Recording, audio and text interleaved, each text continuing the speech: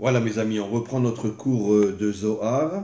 On va lire un petit passage et bien sûr après on va l'expliquer avec un commentaire très très important qui s'appelle le Matok Midvash, qui est un des commentaires les plus importants du Zohar. Alors on commence. Utzedaka tatsil memavet. Il y a un verset qui dit la tzedaka, la charité, sauve de la mort. C'est-à-dire que quand un homme donne à ceux qui sont dans le besoin, donne de l'argent ou donne des moyens qui permettent à la personne de s'en sortir, à ce moment-là, il reçoit de la vie qui le sauve de la mort. Dat tzedaka mamash. On parle dans ce verset de la véritable charité. Ou betrin gavnin iyu ou betrin citrin. Mais en vérité, la tzedaka fait allusion aussi à une autre dimension, kribé oraita qui est la Torah. Pourquoi la tzedaka, la charité, fait aussi allusion à la Torah? Parce que la vraie Torah, c'est de la diffuser dans le monde entier.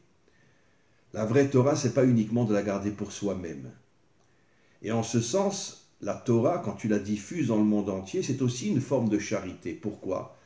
Parce que des milliers de personnes vont écouter ce que tu dis, et peut-être qu'ils vont se rapprocher de Dieu, peut-être qu'ils vont quitter l'idolâtrie, peut-être qu'ils vont comprendre, grâce aux cours que tu donnes, que finalement, on ne peut pas rester un homme qui ne vit que dans l'extériorité. C'est aussi une forme de pauvreté terrible, même si je suis milliardaire, mais je vis uniquement dans la débauche, dans la corruption, etc. Je suis, sur le plan humain, je suis un véritable pauvre, parce que je n'ai aucune connexion avec l'intériorité, je n'ai aucune connexion avec Dieu. Je suis tout simplement un animal, comme dit le Balatania, que quand l'âme animale se déconnecte de l'âme divine, l'homme devient un animal, c'est-à-dire il ne cherche que les plaisirs immédiats de ce monde, et il devient un véritable animal. Et donc en ce sens-là, c'est un pauvre, pas forcément sur le plan financier, mais c'est un pauvre au niveau de son intériorité. Vekribe tzedaka. Donc en vérité, la charité, c'est à la fois la Torah que tu diffuses dans le monde entier et la véritable tzedaka qui est la charité. Vekulochad. Et en vérité, la Torah et la tzedaka, c'est la même chose. C'est quand tu donnes de l'argent à quelqu'un ou quand tu diffuses la Torah. D'abord, quand tu diffuses la Torah, surtout sur Internet, tu vas être écouté par beaucoup plus de gens que quand tu donnes de l'argent uniquement à un pauvre. Et donc peut-être que sur les milliers de personnes qui t'écoutent, des centaines vont prendre conscience qu'ils vivent dans un monde complètement pourri, dans un monde qui essaye de nous transformer en moutons, qui essaye de nous transformer en animal, et ils vont se réveiller, ils vont prendre conscience, ils vont faire teshuva. Et donc la Torah est une forme de tzedaka peut-être encore plus grande que l'argent que tu donnes à un pauvre. Amar Aouyoudaï, il y a un juif qui écoutait ce que ce maître disait et il a dit, mais sache, Vekribé Shalom, qu'en vérité la Torah et la tzedaka s'appellent aussi Shalom, la paix. Amar Rabbi aussi, quand il a écouté ce juif lui dire que la Torah et la tzedaka c'est aussi la paix, Ari Uvada idikre Shalom, tu as 100% raison. La tzedaka, la charité et la Torah est appelée la paix, comme on va le voir dans le commentaire. Pourquoi la paix? Parce qu'elle crée l'unité entre les riches, les pauvres, entre ceux qui sont complètement éloignés de Dieu et ceux qui diffusent la Torah et qui rapprochent les gens de Dieu, du Dieu authentique, du vrai Dieu. Et donc, automatiquement, il y a une unité qui se crée, comme on va le voir dans le commentaire, une unité qui se crée entre différentes sortes d'hommes, entre le riche, entre le pauvre, entre celui qui étudie la Torah et qui la diffuse vers ceux qui n'ont aucune connaissance de la Torah, et tu crées l'unité dans le monde. Et comme on le sait, le shalom, c'est l'unité. Comme je l'ai souvent expliqué dans de différents cours, la différence fondamentale entre l'unité et l'uniformité. L'uniformité, je veux que tout le monde soit comme moi, et si tu n'es pas comme moi, je te détruis. Et l'unité, c'est je veux surtout pas que tu sois comme moi. Mais si tu es un homme bien, je te respecte. Parce que je sais que même si nous n'avons pas les mêmes idées, même si nous n'avons pas la même religion, tu es un homme extraordinaire et je te respecte. Et le monde a été créé pour l'unité, le monde n'a pas été créé pour l'uniformité. Voyons maintenant le commentaire. Les fiches aliédées mitzvat tzedaka, lorsqu'un homme donne la charité ou enseigne la Torah, nimshar or mina tiferet la malchut, valiédeze nitosef le adam chaim.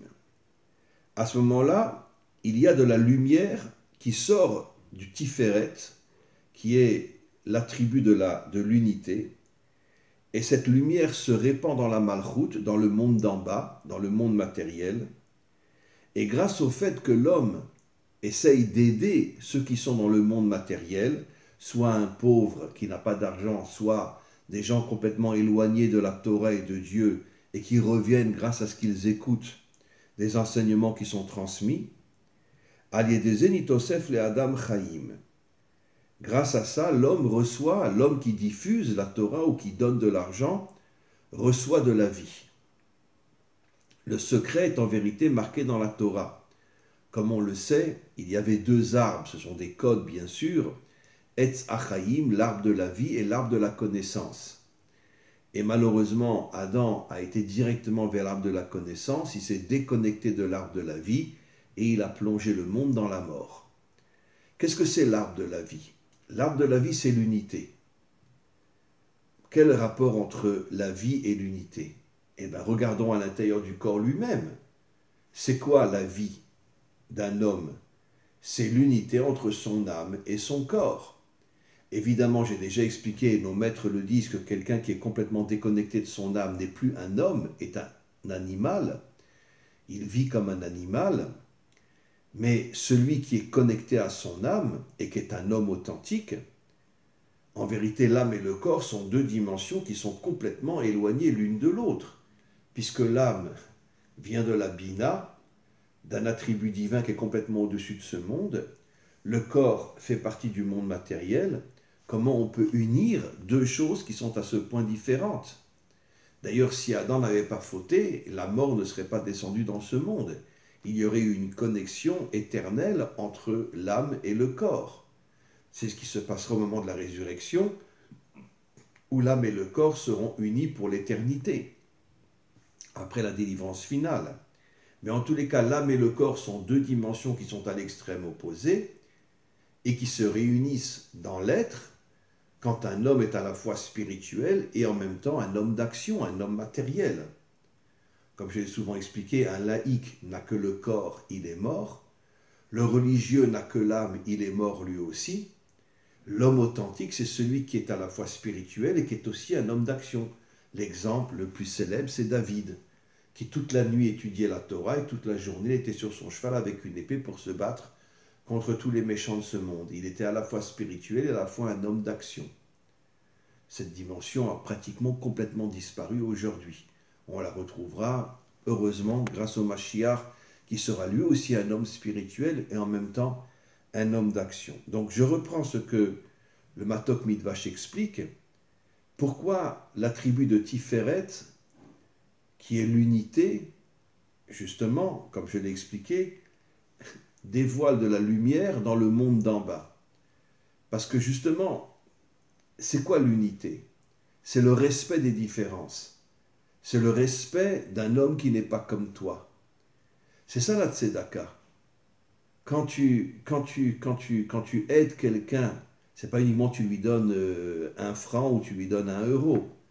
Mais quand tu prends en charge quelqu'un qui est dans une difficulté énorme sur le plan matériel et que tu le prends en charge jusqu'à ce qu'il s'en sorte, ou bien sur le plan de la Torah, tu diffuses la Torah à des gens qui sont complètement éloignés et peut-être parmi ceux qui vont t'entendre, beaucoup vont faire teshuva et vont revenir vers le véritable Créateur, vers le véritable Dieu. À ce moment-là, tu crées l'unité entre des gens qui étaient dans la matérialité et toi qui étais un homme spirituel, mais en même temps un homme d'action, puisque tu diffuses la Torah. Et tu diffuses une vraie Torah. Une Torah qui va permettre aux gens de revenir, de faire teshuva. Et quand je dis que tu diffuses une vraie Torah, encore une fois, je me répète, c'est une Torah qui est le lien, qui est l'unité entre l'âme et le corps, entre la dimension spirituelle et la dimension matérielle. Un homme authentique, c'est un homme qui étudie la Torah, mais qui en même temps qui travaille. comme on le voit de plus en plus en Israël, il y a une révolution dont personne ne parle, parce que les gens ont honte et sont bouleversés par ce qui se passe, mais dans le monde orthodoxe aujourd'hui, toute la jeunesse orthodoxe, enfin en grande partie, s'engage dans les unités combattantes à l'armée, puis après font des études d'informatique, etc. Personne n'en parle parce que les gens sont bouleversés de voir cette révolution qu'il y a dans le monde orthodoxe aujourd'hui. Quelque chose d'inimaginable. Des milliers et des milliers d'orthodoxes avec des papillotes, etc., rentrent dans les unités combattantes et sont des gens musclés, des gens forts, des gens qui sont prêts à mourir pour sauver leur pays.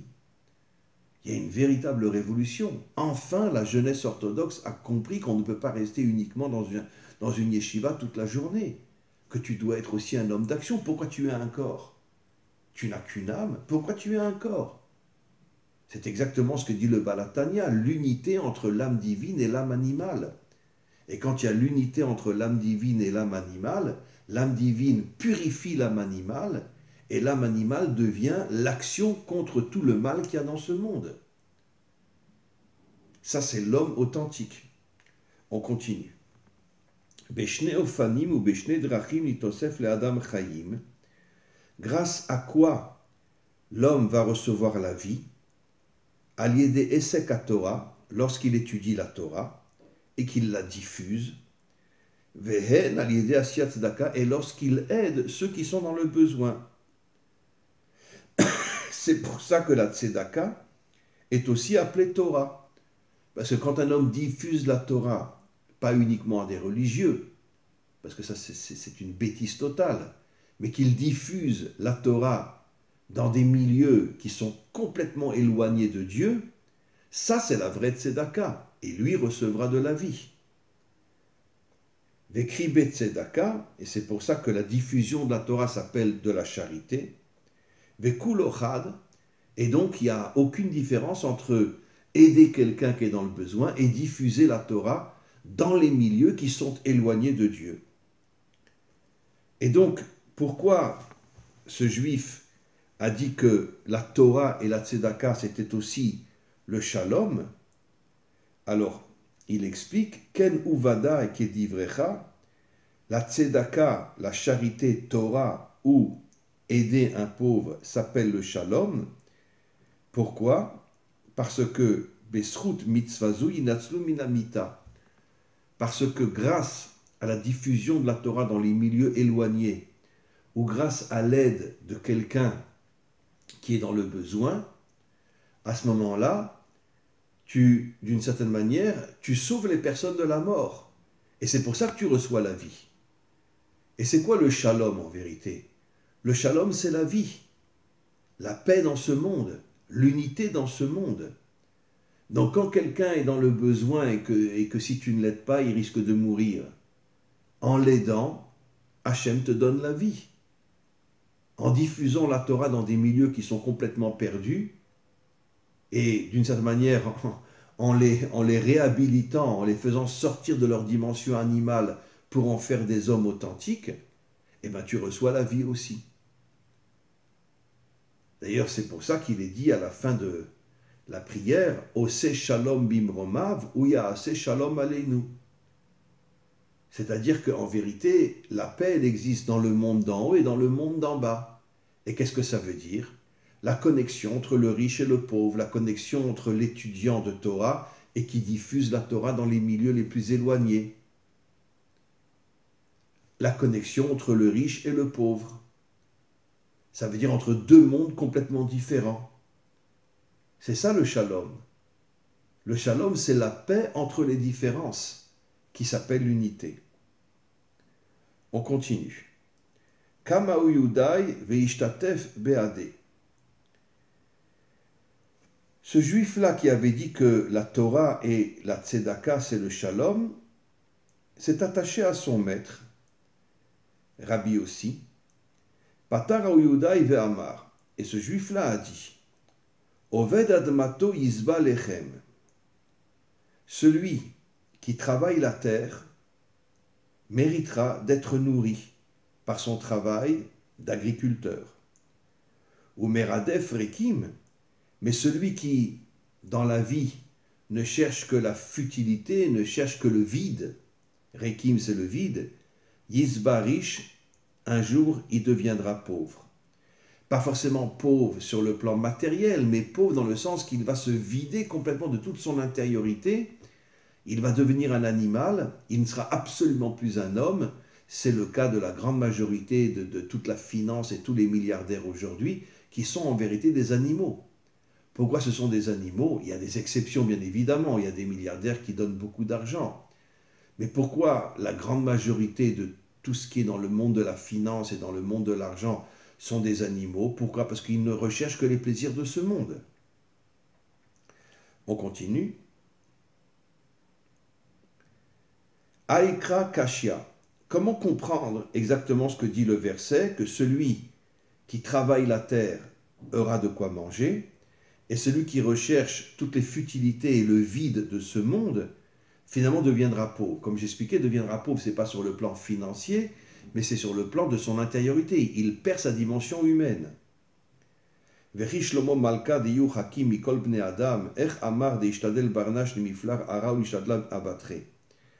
Ce verset-là est de Shlomo Ameler, qui était un homme, un chacham immense.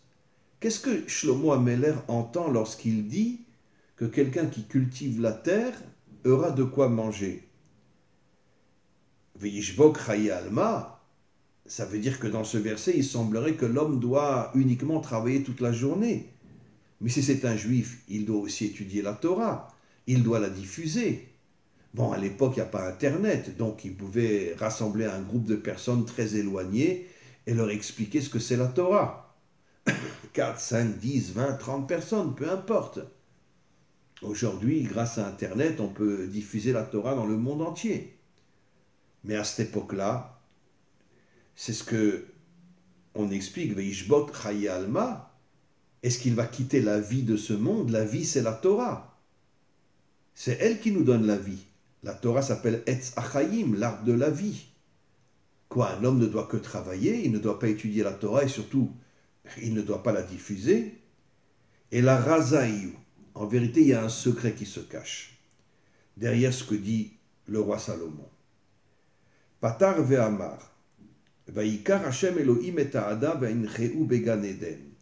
Il reprend un autre verset qui est au tout début de la Torah, dans le Sefer Bereshit. Dieu prit l'homme et le metta et l'a mis dans le Gan Eden. Les Ovda ou les Shomra pour le travailler et le surveiller. Le Gan, comme on le sait, c'est la Malchut. Eden, c'est la Bina. Donc ce que Dieu voulait, c'est que l'homme puisse unir le monde d'en haut avec le monde d'en bas. La Bina, c'est le monde d'en haut.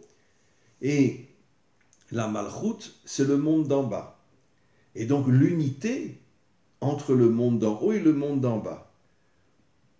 Veukmua beraza de karbanim. Et en vérité, c'était quoi la fonction de Adam à ce moment-là? D'apporter des sacrifices. Alors, ça veut dire quoi? Ça veut dire que, en vérité, c'est quelque chose d'extraordinaire. Les deux premiers temples, ce n'étaient pas des endroits où on priait toute la journée, où on étudiait toute la journée. C'était des endroits où on transformait l'animal en quelque chose de spirituel. On prenait un animal, on le sacrifiait sur l'autel, mais en vérité, tout le but était, le secret qui se cache derrière, c'était de transformer les hommes animaux et de les ramener vers Dieu. Quand on prenait un animal et qu'on le sacrifiait, en vérité, l'intention profonde était, d'une certaine manière, de prendre un homme animal. Évidemment, on ne sacrifiait pas des hommes. Mais en vérité, cet animal-là, qui représente la grande majorité de la population, pardon, excusez-moi, j'ai une bronchite, qui représente la grande majorité de la population qui est tombée complètement dans le monde animal, on prenait un animal et d'une certaine manière, comme la majorité des hommes étaient des animaux aussi, le sacrifice de cet animal arrivait à ramener des hommes éloignés, des hommes animaux, vers Dieu. C'était ça tout le sens du sacrifice. C'est ça le secret qui se cache derrière le sacrifice d'un animal. je vais ramener les hommes vers Dieu. Tachazel avda da malka ilaha. Quand il est marqué, il devait les ovda ou les shomra. Il devait dans le Gan Eden unir la bina à la malchut, mais c'est marqué les ovda, travailler et surveiller. Ça veut dire travailler, c'est-à-dire unir la bina à la malchut, le monde d'en haut avec le monde d'en bas, et surveiller, ça veut dire faire attention qu'il n'y ait plus de séparation entre le monde d'en haut et le monde d'en bas. C'est ce qu'il dit, le ovda d'amalka ilaha, réunir la bina et la malchut, ça fait allusion à la descente du monde d'en haut vers le monde d'en bas, ou les shamra, et surveiller qu'il n'y ait plus de séparation entre le monde d'en haut et le monde d'en bas. Damalkatita, c'est le travail de l'homme en bas. Ça veut dire que le premier travail, c'est la connexion entre le monde d'en haut et le monde d'en bas. Le deuxième travail, c'est garder l'unité entre le monde d'en haut et le monde d'en bas, qui est le travail essentiel de l'homme. Le travail essentiel de l'homme, c'est l'unité entre le monde d'en haut et le monde d'en bas. Une chose qui s'est pratiquement complètement perdue aujourd'hui dans toutes les religions, y compris notre religion, ça veut dire que les hommes religieux aujourd'hui ne sont que dans le monde d'en haut, tournent le dos au monde d'en bas, les laïcs ne sont que dans le monde d'en bas et tournent le dos au monde d'en haut. Et qu'est-ce que c'est l'homme authentique? C'est un homme qui est à la fois extrêmement spirituel, mais en même temps un homme d'action qui agit dans ce monde, qui peut travailler, qui peut... Bien sûr, il garde des temps importants pour étudier la Torah, pour diffuser la Torah, mais d'un autre côté, c'est un homme qui travaille, c'est un homme qui est dans l'action. Parce que si un homme n'est pas dans l'action, il est mort. C'est une âme sans corps ou un corps sans âme. Une âme sans corps ou un corps sans âme, c'est la mort. Et donc, en vérité, 99% de la population aujourd'hui sont des hommes morts. Parce que comment trouver un homme authentique aujourd'hui? Bien sûr qu'il y en a. Mais c'est une minorité. Un homme authentique est à la fois un homme extrêmement spirituel, mais qui en même temps a compris que son travail est d'agir dans le monde. Alma ilaha ve alma tita'a. Tout le travail de l'homme, c'est justement de réunir le monde d'en haut avec le monde d'en bas. Les ovda beraza des zachor, travailler, c'est-à-dire unir le monde d'en haut, le monde d'en bas. Zachor, c'est la dimension, on pourrait dire, masculine, ou les shomra, et veiller à ce qu'il n'y ait plus de séparation entre la dimension masculine, entre la dimension d'en haut et la dimension d'en bas. Beraza des shamor, c'est la dimension féminine. Ça veut dire que le travail de l'homme, c'est d'unir, le travail de la femme, c'est de faire en sorte qu'il n'y ait plus jamais de séparation entre le monde d'en haut et le monde d'en bas. Et d'une certaine manière, on pourrait presque dire que la shmira est plus importante que la connexion. Parce que tu peux très bien connecter le monde d'en haut avec le monde d'en bas, et puis après tu peux tomber dans une faute, et puis séparer à nouveau le monde d'en haut du monde d'en bas quand tu retombes dans une faute. Mais la dimension féminine, c'est de faire en sorte qu'il n'y ait plus jamais de séparation entre le monde d'en haut et le monde d'en bas, qui est une action beaucoup plus importante que la dimension masculine. C'est pour ça que la femme est appelée malchut. Elle fait partie du monde d'en bas qui doit justement veiller à ce qu'il y ait cette connexion éternelle entre le monde d'en haut et le monde d'en bas. Ou begin karoved admato dagan eden. Alors maintenant, qu'est-ce que veut dire le verset « Un homme doit travailler la terre pour qu'il ait de quoi manger » C'est pas apprendre à la lettre. En vérité, travailler la terre, ça fait allusion au Gan Eden. L'union entre la Malchut et la Bina. L'union entre le monde d'en bas et le monde d'en haut. Deitztarir les me'aved ou les miflar. Ou les amshacha, les bracha, meleila. Tout le travail de l'homme dans la connexion entre le monde d'en haut et le monde d'en bas, c'est de faire descendre les bénédictions du monde d'en haut dans le monde d'en bas. Nos maîtres disent dans le Talmud et dans d'autres textes que depuis que les 2 temples ont été détruits, il n'y a plus de bénédiction dans ce monde. Il n'y a que la mort dans ce monde. À titre individuel, peut-être que des hommes qui sont des hommes extraordinaires sur le plan spirituel et matériel peuvent arriver à recevoir des brachot, mais je parle moi des peuples, je parle moi de l'humanité. Le monde n'a plus de bénédiction aujourd'hui. il est dans le mal absolu, depuis la faute de Adam. Il est dans le mal absolu. Mais, à titre individuel, si quelqu'un arrive à connecter le monde d'en haut au monde d'en bas, son âme et son corps, la spiritualité et le travail, à ce moment-là, il reçoit des bénédictions. Et quand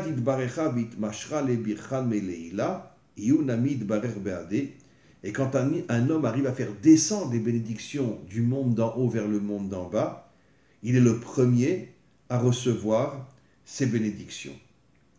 Donc, qu'est-ce que ce texte veut nous faire comprendre? Encore une fois, que la dimension humaine authentique est complètement perdue aujourd'hui. Évidemment, il y a des exceptions, mais on peut les compter sur les 10 doigts, 20 doigts, 30 doigts, 100 doigts de la main.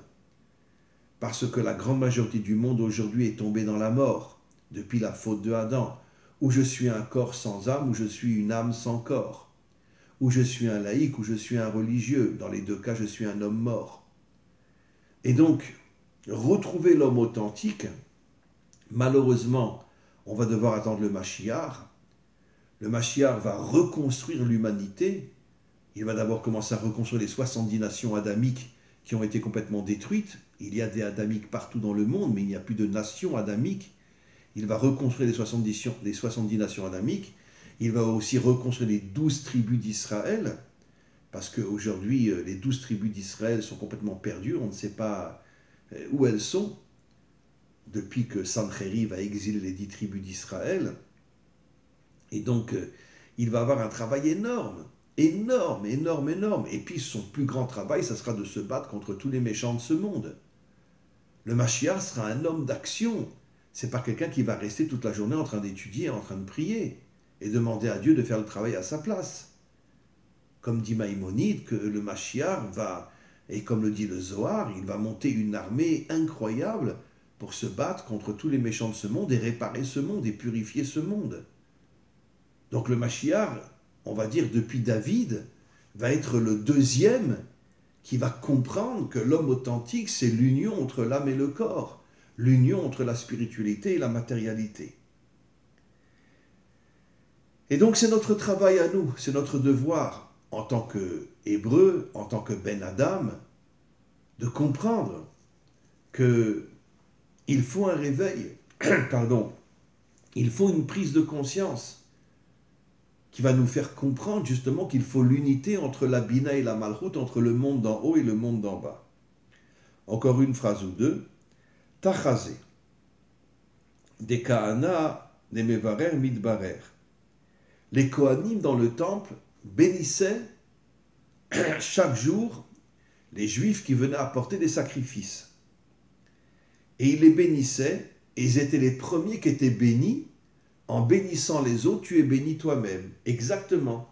Quand quelqu'un diffuse la Torah dans les milieux qui sont complètement éloignés, il est le premier à être béni lui-même. Kamadea Tamar, Vani Abarechem, je vous bénirai. Comme vous bénissez les autres, vous serez les premiers à être bénis. Da'u Mezuna de Leila. En vérité, cette bénédiction, c'est la nourriture qui vient d'en haut. Parce que cette bénédiction nous donne la vie. Elle nous permet d'être un homme fort, d'être un homme authentique. Elle nous donne la vie. Et cette bénédiction s'appelle dans le Zohar Mezona, la nourriture. Parce que la nourriture, ce n'est pas uniquement ce qu'on mange. La nourriture, c'est aussi toute l'intériorité de l'homme qui doit être reconstruite. La grande majorité des hommes et des femmes aujourd'hui ont perdu leur intériorité. Et l'intériorité, excusez-moi, c'est toutes ces forces qui me permettent d'être un homme authentique. Malheureusement, celui qui reste collé dans le monde vide, des Yud Meradef Rekim, et qui court après tout le vide de ce monde, Yizbaresh Vadai, il deviendra un homme pauvre, soit sur le plan matériel, soit sur le plan de son intériorité. Amar Rabbi aussi dit, Zaka an des Achit Lehaimila, Rabbi aussi dit à ce juif qui a dit des choses extraordinaires, mais qui tu es pour dire des choses à ce point extraordinaires? Donc en conclusion, mes amis, on doit se réveiller. On doit prendre conscience que l'homme authentique, c'est celui qui arrive à unir l'âme et le corps, la spiritualité et le travail. Quand je parle du travail, je ne parle pas du travail pour gagner de l'argent. Je parle du travail propre, du travail juste, du travail droit. Je terminerai par une histoire que j'ai déjà racontée, mais qui est une histoire absolument extraordinaire. Il y a très très très très longtemps, j'avais un ami français qui vit en Israël, qui vend des appartements. Et il vient me raconter, il voulait savoir comment je réagissais. Il vient me raconter qu'il a vu quelqu'un rentrer dans son bureau. Il avait l'air d'un homme très simple, etc., qui voulait acheter un appartement. Et quand il l'a vu, il a décidé de baisser le prix de l'appartement. Et puis après, ils ont parlé, puis il s'est rendu compte que c'était un homme qui avait de l'argent, même s'il était apparemment quelqu'un qui avait l'air très pauvre. Et c'était dans ses pensées, il ne lui a pas dit les choses. Il m'a posé la question. Il m'a dit, Rav, qu'est-ce que vous en pensez? Est-ce que j'ai le droit d'augmenter le prix de l'appartement? Maintenant, je sais que c'est un homme qui a de l'argent. Ou bien je laisse le prix que je lui ai proposé dans mes pensées uniquement. Je lui ai dit, écoutez, d'après la loi, tant que vous n'avez pas sorti de votre bouche le prix de l'appartement, vous avez le droit de revenir en arrière. Et il m'a répondu quelque chose, enfin un homme authentique. Il m'a dit, écoutez Rav, bon, je sais que d'après la loi, vous avez raison, mais comme j'ai pensé le vendre à un prix plus bas, je ne veux pas revenir en arrière. Je préfère rester un homme juste, un homme droit, même s'il a de l'argent. Et voilà, ça c'est un homme authentique. Un homme qui travaille, mais qui a une pureté, qui a une conscience, qui a une vérité en lui inimaginable. Il aurait pu gagner des milliers de shekels en plus. Mais il a préféré rester dans le prix d'en bas. Et donc, quand je dis que l'homme doit travailler, je ne parle pas qu'il doit travailler pour le fric et pour la corruption. Je parle qu'il doit être un homme droit, un homme juste, un homme intègre, un homme de vérité. Et à ce moment-là, quand il arrive à unir un corps vrai avec une âme vraie, à ce moment-là, ces hommes-là sont ceux qui préparent la venue du Mashiach. Et c'est pour ça que c'est très, très, très, très, très important d'être un homme authentique, autant sur le plan spirituel que sur le plan matériel. Voilà mes amis, on se retrouve la semaine prochaine.